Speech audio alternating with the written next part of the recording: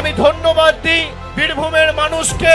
গত নির্বাচনে 11টা আসনের মধ্যে বীরভূমের মানুষ দুহাত তুলে আশীর্বাদ করে তৃতীয়বার মমতা বন্দ্যোপাধ্যায়কে মুখ্যমন্ত্রী হওয়ার সময় যে অবদান রেখেছে এই জেলার মানুষ 2011, 2016, 2021 কার্যত অনস্বীকার্য।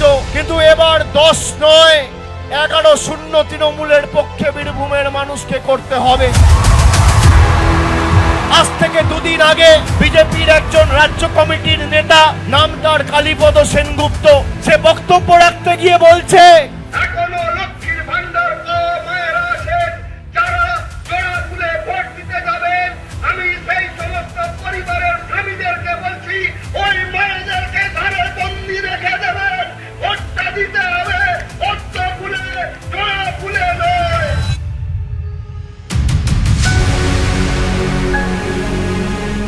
শুনেছেন, আমি আপনাদের বলি যতদিন মমতা ব্যানার্জি আছে এরা আপনার লক্ষ্মীর ভান্ডারের দিকে চোখ তুলে দেখার বা আঙ্গুল তুলে কথা বলার ক্ষমতা পর্যন্ত রাখবে না।